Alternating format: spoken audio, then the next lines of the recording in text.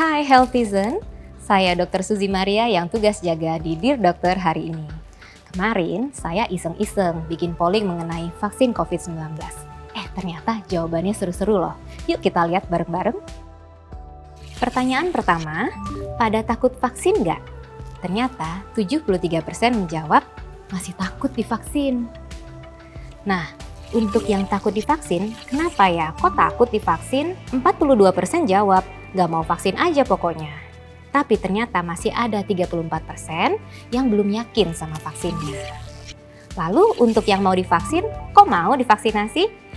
52% jawab, supaya bisa kumpul-kumpul lagi. Dan lucu juga nih, 14% jawab supaya bisa update di sosial media. Nah, itu dia hasil pollingnya. Kalau Healthizen, masuk kelompok yang mana nih? Sebelum vaksin digunakan di masyarakat, vaksin harus melewati serangkaian uji klinis yang terstandar internasional untuk membuktikan bahwa vaksin ini aman dan efektif. Setelah melewati pengkajian, barulah Badan POM di Indonesia dan juga WHO atau Organisasi Kesehatan Dunia memberikan izin untuk vaksin ini digunakan di masyarakat. Nah, balik lagi ke polling vaksin COVID-19 tadi. Karena polling tadi, jadi banyak nih yang nanya ke saya mengenai vaksin dan juga mengenai COVID-19. Yuk kita lihat pertanyaannya. Pertanyaan pertama dari Tri Haryanti. Dear Dokter, Dok, aku sering banget lihat orang-orang pakai masker itu double. Apa itu lebih aman, Dok? Kalau itu lebih aman, berarti aku yang cuma pakai satu masker ini mulai sekarang harus pakai 2 masker double atau gimana nih, Dok?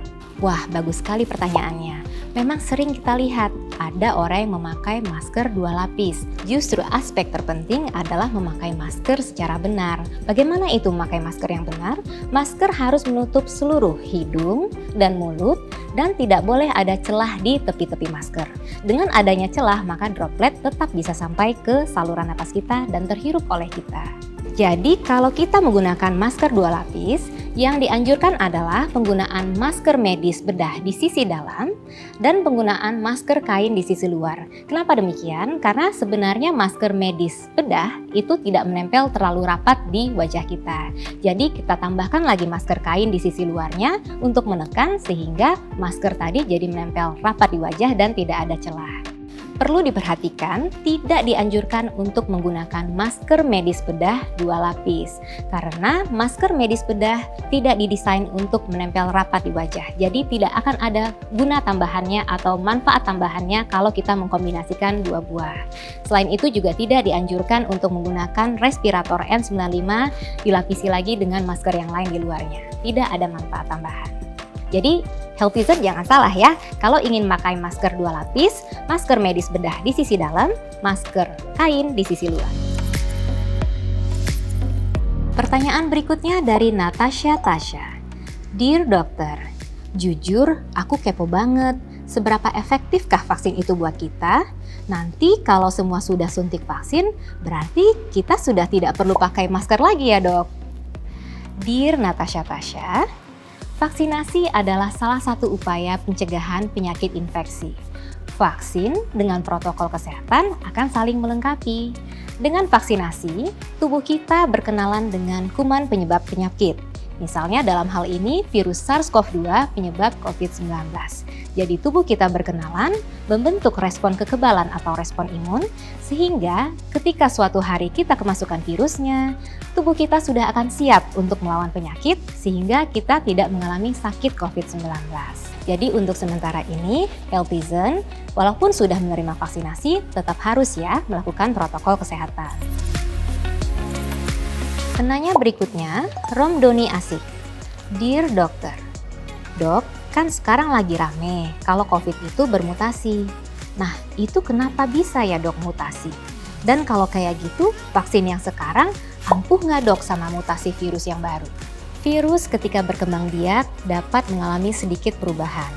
Itu adalah proses yang alamiah dan memang biasa terjadi.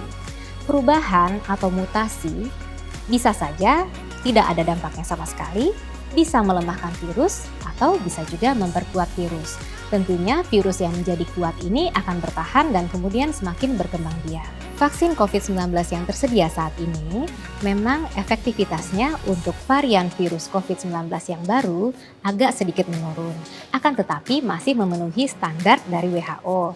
Jadi bukan berarti vaksin sama sekali tidak efektif untuk mencegah COVID-19 varian yang baru. Sementara para peneliti terus mengembangkan vaksin COVID-19 yang baik agar dapat mengontrol juga varian virus COVID-19 yang baru, tugas kita para healthizen adalah untuk memutus rantai penularan COVID-19. Jangan berikan kesempatan kepada virus untuk terus bermutasi. Pertanyaan berikutnya dari Damayanti Nur. Dear Dokter, Dok, ibu saya udah lansia, tapi masih takut buat divaksin karena katanya punya darah tinggi dan diabetes. Nah, emang bener ya dok, kalau ada penyakit bawaan nggak bisa divaksin? Jadi syarat lansia yang boleh ikut vaksin COVID-19 apa dok? Justru orang dengan penyakit penyerta dan juga lansia harus dilindungi dari COVID-19 dengan cara vaksinasi. Kenapa? Karena kelompok ini justru berisiko tinggi. Bila terinfeksi COVID-19 secara alamiah, mereka akan mengalami COVID-19 yang berat, bahkan berisiko untuk mengalami kematian. Tentunya dalam pelaksanaan vaksinasi, kita ingin menghasilkan kekebalan yang optimal dengan efek simpang yang minimal.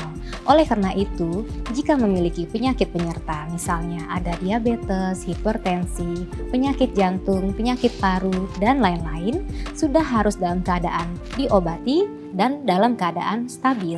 Artinya, tidak baru saja mengalami komplikasi akut akibat penyakit tersebut. Nah, healthizen, ayo sayangi orang tua kita dengan memberikan vaksin COVID-19.